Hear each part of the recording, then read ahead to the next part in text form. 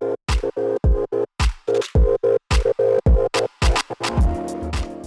thank you, everyone. I'm thrilled to kick off this session, Friction-Free Early Childhood Startups at Global Scale. This is a topic I love. And just to set the stage, I think what's really exciting about this category is we're finally at this moment where I think everyone probably in this room, let's be real, is passionate about this category, believes there's this opportunity. And so in some ways today is going to be preaching to the choir, but I'm hoping with this recording and some other folks who maybe aren't in the room, they're going to see the opportunity ahead, and you four will help illuminate that. So thank you. And just to set some context, early childhood education, at least from a venture investing perspective, has been a tiny percentage of total venture dollars to date. But I think that's about to change, and I think we're already seeing it. In the first half of 2021, we've seen a record $516 million invested to date. That's more than the past 3 years combined, just to put some context there. And if you look on the public sector side, there's a ton of funding coming in as well. And so I think we really are in this unique moment in early childhood. And so with that, I would love to jump in and start to explore the opportunity. Maybe, Grant, if you could kick it off, I'd love to hear one thing that you'd want to say to those who are not in the room today about why they should invest in this category, especially from your viewpoint. Sure. Well, I think it's back to what you just explained, which is it's an under-invested in category, and yet it's critically important to human development and our, progression as a species. Basically, we know that a huge amount of brain development happens in 0 to 5, and yet we invest most of our dollars in K through 12 and beyond. So if you look at the investment landscape, I think there's 27 unicorns in K through, university, call it, and there's 1 in early childhood education, and that doesn't make sense, right? And I think the world is waking up to that, and we'll get into policy and the money flowing from the US government and so forth, but I think kind of like coding, which is the space that I come from, there's been this global recognition that pre-K and early childhood really, really matters, and that we need to do better, and that it's kind of tragic that we're not further along. And so you're seeing a shift at the policy level, at the investor level, at the entrepreneur level in terms of activity that's pretty exciting, I think. That's fantastic. Maybe we can go and talk a little bit about kind of what's changed in this past year and kind of what remains true. And Nermeen, maybe you could kick us off with a little bit from the learning side. So I thought I was going to get the same question as Grant, so I prepared that in my head. No, when you said what would you say, connected to what you were saying, I would not to the people in this room, as you said, they're probably already sold on it. But to everybody else, it's I told you so. We told you so. Every piece of research has told you so. So I kind of straddle both worlds where I'm a chief curriculum officer for an ed tech company, MarcoPolo, but I'm also a professor of early childhood education at Boston University. And the encore of research, the importance of early childhood education. In many ways, this has been decades and decades of we've been saying this is really important. I think what's changed now is that we got the spotlight. And we literally got the spotlight because parents had children home with them. And there we blended the lines between the child care sector and being at home, and parents weren't able to perform their jobs. And so it's a very unfortunate way for early childhood to get the spotlight, but there was nothing that was really introduced. And I think this is now an opportunity for us to implement what we've known in the past around children don't learn differently. That's not a thing. We had children, nothing has changed about what children need in terms of their cognitive development or social development.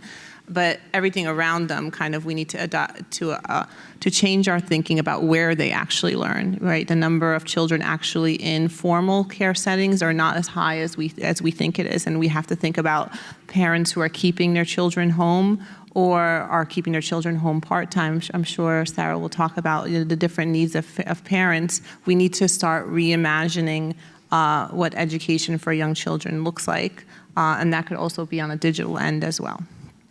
Fantastic. Maybe Sara, you can speak a little bit to what you're seeing in the market. Yeah, I think to that point, so I am the CEO of Winnie, which is a marketplace for childcare and early education. And we have been around for 5.5 years, so we get a lot of parents coming to Winnie really focused on the childcare aspect, like I need childcare so I can work, and the pandemic showed just how essential that is. But I think what the pandemic also uncovered, especially for parents, is that it's not just childcare so you can work, it's how children learn, how young children learn in a social environment through play. And when they were home isolated, even if it was just for a matter of weeks, the parents felt that. They saw their children, they saw the mental health implications of having their children isolated, and they saw the development implications of having their children isolated and not in a environment where they could learn and grow through play with other children. So I think we just see an increasing recognition from parents and from everyone of how essential this area is. It's not just so you can work, but that is also a really important aspect. And then to that point, there's also an increasing need for more flexible options. Childcare was really focused on the 9-to-5 workday, full-time care. But now we're seeing people work in all different sorts of ways now. They may work from home. They may work only part-time hours in sort of a flexible setting. And their needs for childcare and therefore early education are based on kind of the new way that parents are working. I love that. And maybe Sophie, if you could touch on kind of the digital learning opportunity here as well. Yeah, so I run go-to-market for Khan Academy Kids, which is an interesting business in that at the beginning of 2020, it was really a direct-to-consumer mobile app for young kids. And during school closures, we built an enterprise business that now sells into school districts. And so a couple of the things that I'm seeing in the early childhood ed tech landscape are one, on the direct-to-consumer side, just a huge amount of demand and support. I think Khan Academy Kids is kind of a good barometer for that demand because it's quite friction-free in that we are free. So you can really see how many people are interested without that barrier of cost. And we added 1 million accounts in the 4 weeks following school closures in March of 2020. So that was, 1 million families saying, hey, I need something. My kids are now, to Nermeen's point, at home with me. Interestingly, the breakdown of that growth is actually skews more global, more international. So usually we'd see like a 60-40 split, and we started to see more like a 50-50 split. So we were adding a ton of families from India, Latin America, China, where we're only on iOS. So more of a global skew on that. And then on the enterprise side, it's really US-centric. So we sell into school districts and particularly Head Starts, but preschools generally on the early childhood front. And we are really just seeing a ton of inbound demand. And I didn't see that prior to COVID, right? I saw a lot of trepidation about screen time in schools and preschools, and a lot of people saying no thanks. And now I have a ton of inbound interest from school districts and preschools alike. So, I'd say the people who aren't in this room who are thinking about investing, not only is there more cash, I think there's higher willingness to pay. I think there, is a huge gap in the early childhood market that doesn't maybe exist in, grades 3 and up, what we see for what we call Big Khan, the rest of Khan Academy. So I think the time is now, and it's a really ripe time for opportunity. So to meet that opportunity, I'd love to hear your thoughts on kind of what are the biggest challenges to scale and kind of what do we need to solve for? And we hear a lot about the screen time concern. We hear a lot about access to devices and also the equity question. Maybe Nermeen, if you want to start a little bit there. So we also saw that influx of interest. Before the pandemic, we were direct to consumer, and just as the pandemic started, we're hearing from curriculum providers, from child care providers. And so unlike, we partnered with the largest curriculum provider for early childhood teaching strategies, which has been a dream for us because we are aligned in many ways on our philosophical understanding, which we'll connect to, should children have screen time. So we've been able to kind of partner partner globally, I think, because we created a product. Our product is mostly focused on providing children access to information about the world around them through video-based lessons, and it leverages their curiosity. We enter from a very positive, not a deficit perspective of how children learn. And so the screen time debate, let's kind of break that apart. The way I explain it also in my coursework when I'm working with future educators, as well as my son, one time he's going through like learning about food, and he sees that like an apple has sugar in it, and he's like, but you said sugar, sugar's bad, right? And that's kind of the way I always think about screen time as well. Screen time is not bad. What screen time was taking away from children, and it was actually, and the type of screen time was the issue.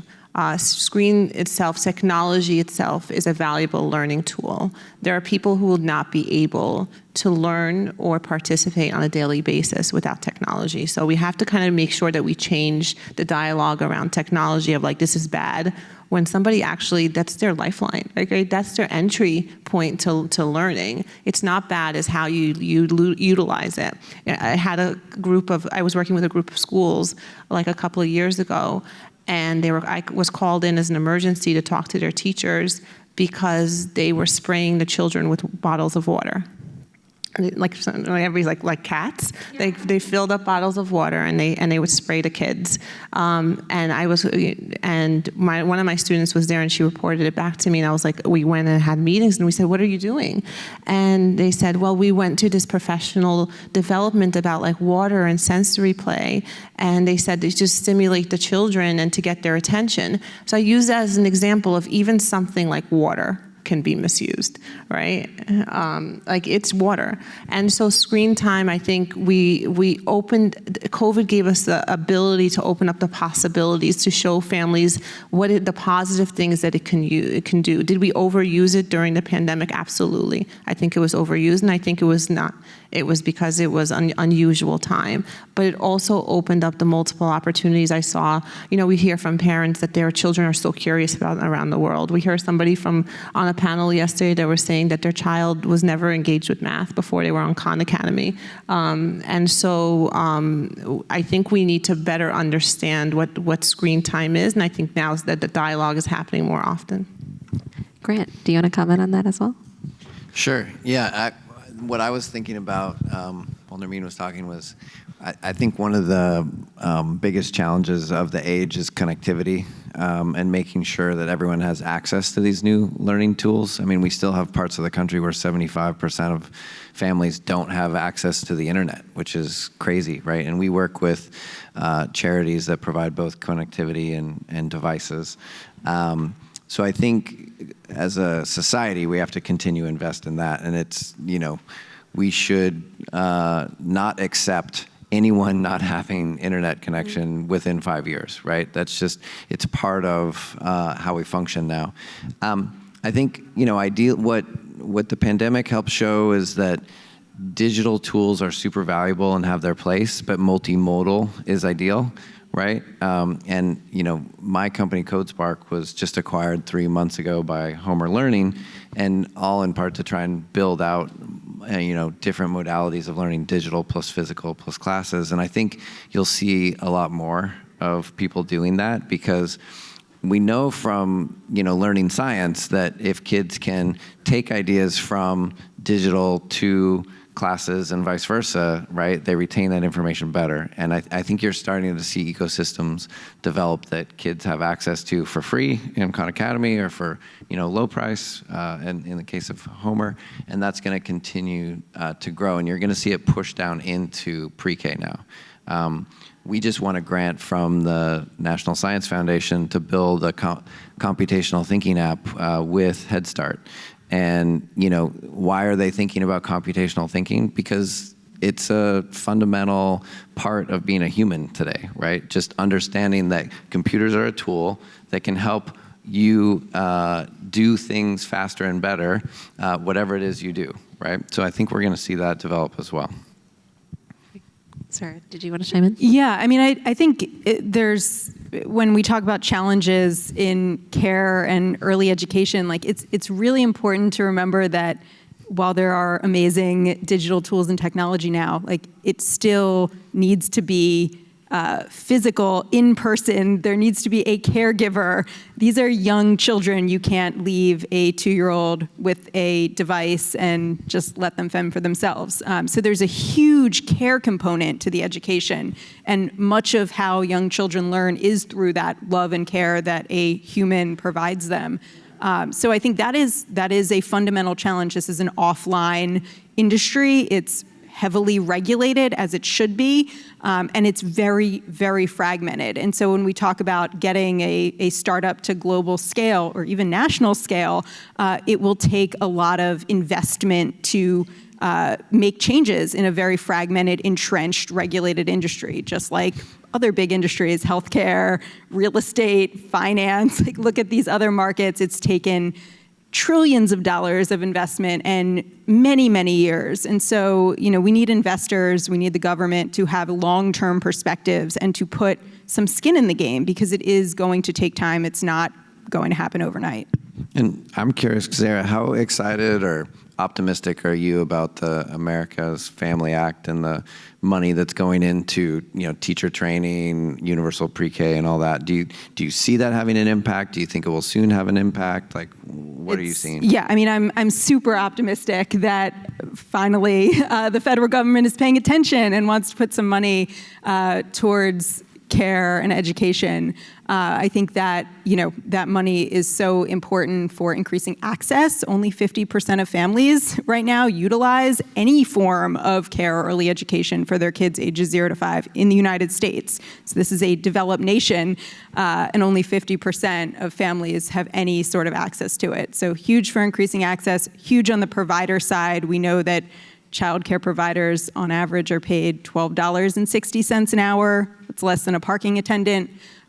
These are the people, teaching our future generation, and we don't value or respect this profession. And so we absolutely need more money flowing into this sector. It's so critical, and it needs to come from the government, from the private sector, from venture capitalists, all these sources. Very much +1 on that. Sophie, I'd love to hear your perspective kind of in this unique, both like nonprofit, but also kind of working with school partners, kind of like how are you seeing their shift in behavior with the pandemic? I mean, you talked a little bit about just broadly speaking, there was more institutional interest, but kind of what's driving that, and do you feel like that's long-term? Yeah, I think, when it comes to early childhood, that fragmentation that Sara mentioned it makes it really difficult for startups to scale and sell into. So I am also optimistic that with more funding, there is more appetite for new players with more capital. There is an excitement to get in there and consolidate. And we see some awesome players thinking about doing that. So I work a lot with Acelera Learning, which operates Head Start preschools across 4 states, and they directly work with 5,000 kids, but they are broadening their network all the time to impact more like 10x that, 50,000. And I know those sound like really small numbers to folks who are used to thinking about K-12, where we have 13,000 school districts, but if you just look at the top 200, you reach about half of all kids who are educated in this country, and you can start creating some efficiencies as you sell into them. Early childhood is not that. It is, absolutely painstakingly almost door-to-door type sales is what I see, with opportunities for consolidation, like I mentioned. And I do think that we'll see more of that consolidation. I do think that there is an increasing willingness to pay. At Khan Academy, we obviously offer a product for older kids as well, for grades 3 through 12. And we've always seen a higher willingness to pay from institutions, from school districts, for kids who can, hopefully read by 3rd grade. And when it comes to, answering the question, well, like, how are we going to teach them to read? What are we doing from pre-K through end of 2nd grade?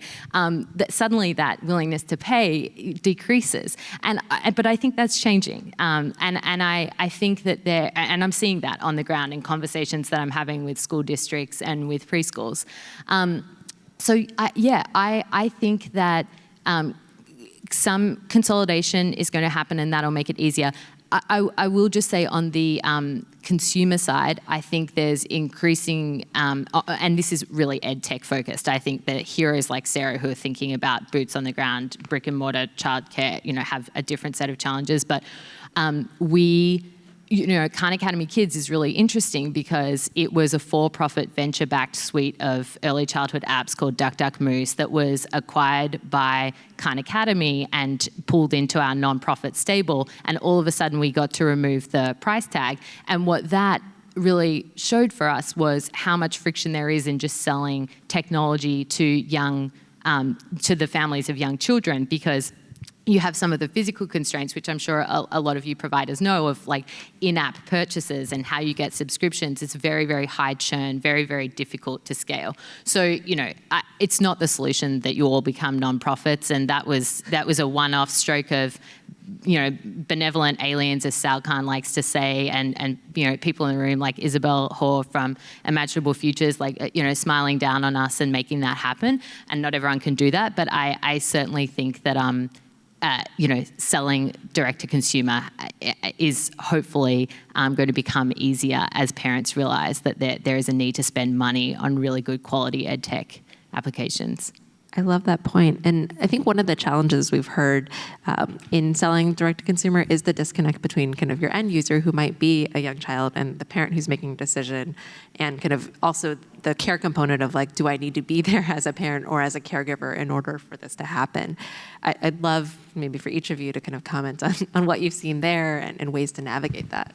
Maybe starting with Nermeen. Yeah, I think the parents have changed. I believe like it was 91 or 90% of parents are now millennials. Like that, this is not new to them, right? So I think sometimes when we are creating something, we're thinking about our parents, right? My mom she doesn't know what's going. She can't even talk to Alexa, and she got in a fight with Alexa like 3 times in a row. Right? Like it's just a different parent. So I think we have to kind of reimagine the different needs of the parents and the fact that they are very, very tech savvy. It does not replace being in school. Nothing will replace being in school. Nothing replaces proper childcare and being with educators. Though we can, in many ways, and this is what we're trying to do, leverage technology to actually improve that interaction that they're having in schools. And when we're partnering with curriculum providers, some of the things that we're able to provide with them to them are some of like discussion points that they can talk to children, professional development through the educational technology. We can improve the experience that children have because teacher preparation is not where it should be, and the profession, not just the field itself, but the profession itself is very fragmented. So I think part of what we were focusing on as we partner with schools, and like you said, everything was really fragmented, is really trying to identify also not just the need of the parent, which is really changing, but the educator. How do we support the educator as well? So as we're going through all of those different schools, the need of the educator is not that very different. They're scared to teach certain things. They don't know how to make certain decisions. There's way too many standards for them to navigate. They fall into old habits.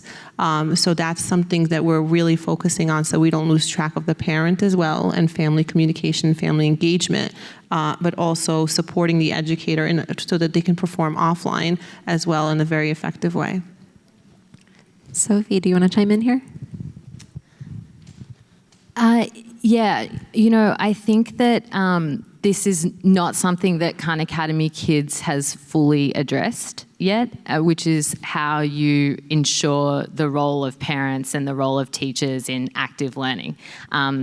So I think on the teacher side, we have a lot of touch points. We actually run professional learning for teachers. We get a lot of our feedback about how Khan Academy Kids is being used out in the market from those teachers who are informing things like implementation models and a lot of our research that we're doing on impact. So I think we can be, we're getting a lot smarter there on how that really crucial adult who is involved in student learning is being involved. it's very difficult to understand what's going on the consumer side, actually. The data is pretty opaque when it comes to whether the app is being used with a family member present in the way that we would intend, which is like lots of opportunities to speak out and be interactive, or whether a child is sort of glued to it. Certainly we have a ton of qualitative anecdotal feedback. But I would say that one of the big challenges for us as a startup trying to scale in this space is that we've tried to remain really focused on creating excellent content for kids. And I've largely been responsible for this decision, steered away from providing a lot of support direct to parents. And I think that we are now realizing that we need to do more of that. We're doing a lot of it programmatically outside of the app, thinking about what supports we can build into the app. A really important group of stakeholders, English language learners and their families, and we are building supports into Khan Academy Kids to address those learners. But I think there's a ton more to do, and I'm really heartened that there are a lot of startups in this early childhood space in particular who are acknowledging how important it is to support all parents, but particularly parents of kids aged 0 to 5, and they're building products specifically for parents. And I think we can learn a lot from them. It's not something we've done too much of. Grant, do you want to jump in? And then I'd love to jump to Sarah. One quick note, which is I think part of the answer is to do a better job embedding and reporting on assessment.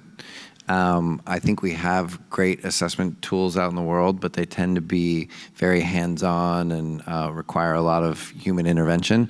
And technology gives us the chance to have a lot of this collected automatically in the background and then give the parent clear milestones that are being achieved or not being achieved and some ways to ask questions to be productive in terms of conversations about what's happening in an app or on a website or in a book, for example. And I think you will see that accelerate over the next couple of years. I think people are waking up to the idea that assessment throughout the progress of the learner really matters. And that if you do that right, then you can have experiences that the kids are excited about and take ownership of. Like, I know the most, of course, about codeSpark, our own app, which is we have kids as young as 4 building 30,000 video games and interactive stories every day. Right? And why do they learn more about coding? Because they want to make cooler stuff, right? They're not really worried about learning. Their goal isn't like, oh, I'm going to learn about a loop today, right? That's not how they wake up. They think like, oh, I'm going to make a cool bad guy do a cool thing today. Mm-hmm. And I think if we can embed assessment underneath that, which we're working on right now we've aligned what the parent needs to know with what the kid wants to do.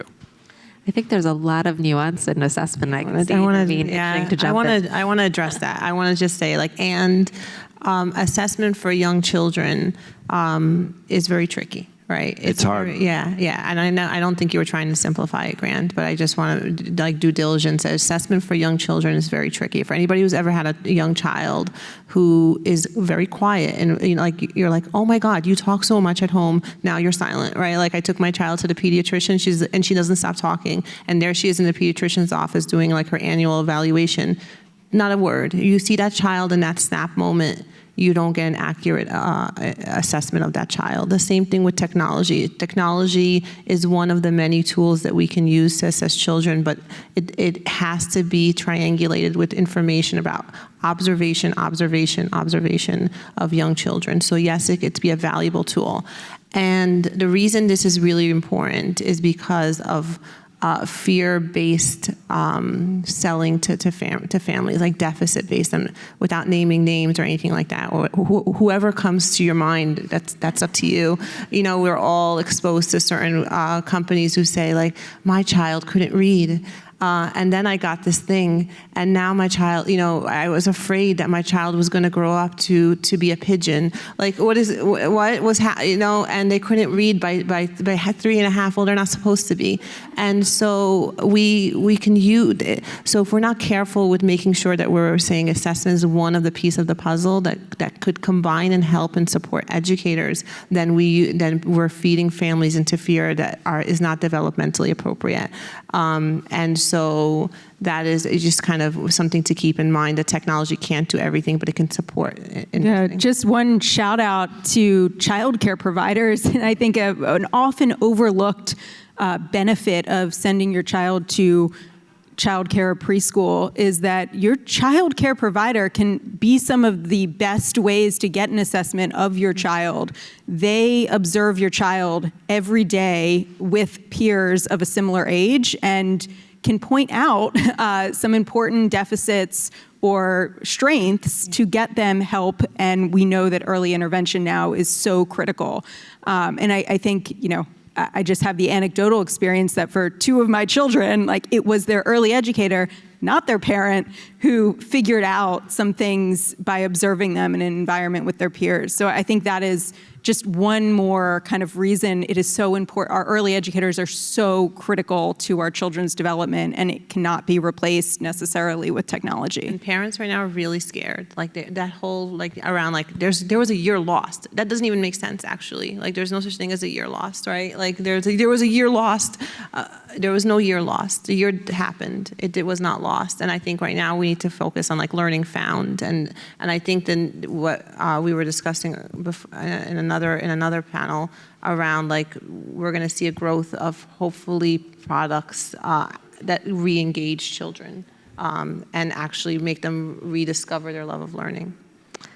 I love that, an opening of what does it look like to re-engage children? I'd love to hear a little bit about each of your visions of what that looks like, what's possible now.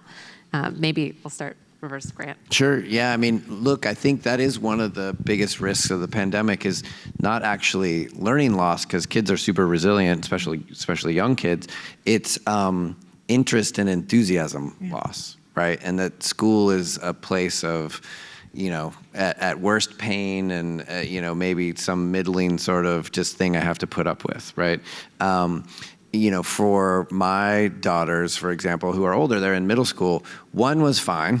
One, you could probably put her on the moon and she'd be fine. She just does her thing. My other daughter, you literally took everything away that she liked about school and left her with the stuff that she didn't like. And I think the younger the child, the more likely that was their experience, right? No social interaction, no play in the playground, no feedback from the teacher that they love, all that. So we have to remember that while learning stuff is, the end goal, being excited about being a learner is really what school is there for, I think, today, especially in a world where facts matter less because we carry computers in our pocket, and love of learning and curiosity and an interest in how things work is much more important, right? So I think if we can focus less on, testing, for example, and more on doing projects together. And there's these practical things in terms of approach that we need to do as a society,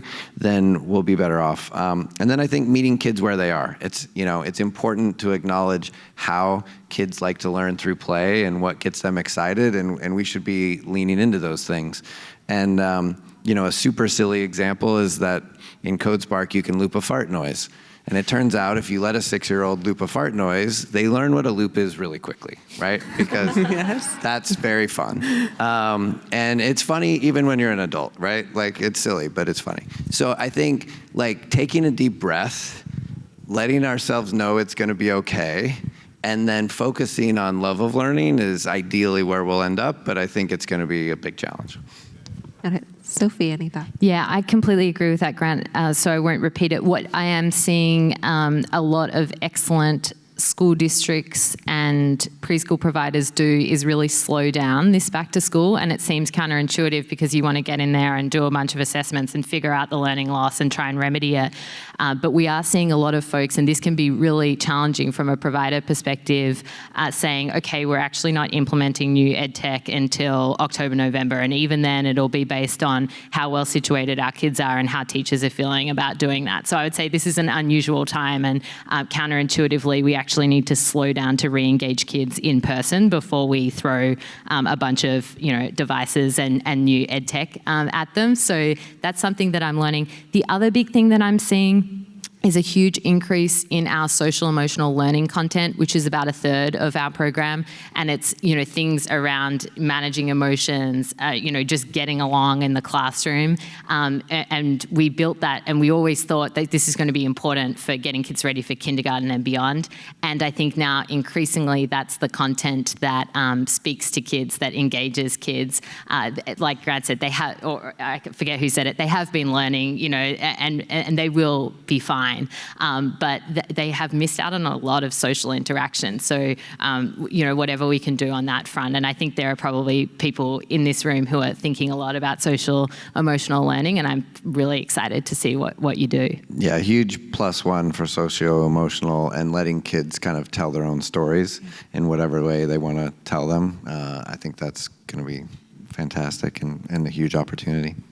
Yeah, I mean, I think this may sound a little self-serving coming from the CEO of Winnie, but we need to get our kids back in childcare and preschool, because so much about preschool is just building that foundation to develop that love of learning. You get a playful, fun experience that builds that foundation that school is fun and you should enjoy it for the rest of your life. And kids are missing out on that. Parents are. We saw a huge uptick in demand for care and early education, and we're seeing some of that actually dampen now as the Delta variant surges, as workplaces are saying you don't have to come back to work because we know early education is so tied with parents working. And so we must get our kids back in preschool regardless of the employment status of the parent. It is so critical that children have that experience before they go to kindergarten. Nermeen? I think also we need to get our children back, but there's no spots. We lost about 13% of the early childhood workforce. We have multiple centers closing. There's like 7 months wait room.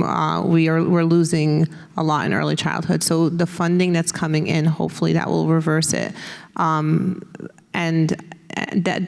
My most concern is that social emotional learning, that interaction. We went and did like a series of social emotional learning videos that are around like social scripting that help children, give children like tools and also families tools on how to manage their emotions during this time. So re-engaging is important. We lost touch with between 1 to 3 million children at one point. They disappeared, right? And they disappeared also because they disappeared for multiple reasons, but also because they were bored. Like this wasn't for them. They didn't see themselves for anything. They didn't need to. Nobody was checking in with them. There was no human. We have to make sure that they show up and not just physically show up, right? They have to be like mentally show up. And so we have to really evaluate everything we're doing in this perspective. And this is on a global level. We want children to show up, and we have to go back to the science of what truly engages them. Love that. Maybe, Sara, you could speak a little bit to the parent perspective, given that kind of Winnie does have this lens into kind of what parents are asking on the platform, like how they've been experiencing this past year, how are they feeling now, and what makes you both optimistic, and maybe what are some risks? Well, that is a very loaded question for 1 minute left. But I think, I'm super, super optimistic because of the light being shined on, early education and its value to society, of the funding pouring into the space, of employers' recognition of how fundamental this is. And I think, everything is, I've spent 5.5 years working in early education, and I'm finally optimistic that everything is kind of turning around. So yes, providers have shut their doors due to COVID. Yes, there are really hard times for providers hiring and retaining qualified staff. But I'm optimistic that the industry is finally getting valued and getting some of the funding it deserves. We can't stop fighting for that. But I'm really optimistic that everyone is starting to show up and really recognize the importance. Thank you for your time. This has been wonderful. I too am very optimistic. I feel like I love the opportunity to re-engage learners, to figure out how we create that love of learning from the very beginning, that foundation. And I think there's a huge opportunity ahead. There's more funding on the private sector side, there's more funding on the public sector side, and even on the employer side. 42% of employers plan to expand or add care as a benefit. That is huge. So this is an unprecedented opportunity, and I'm really excited for what's to come. Thank you. Thank you.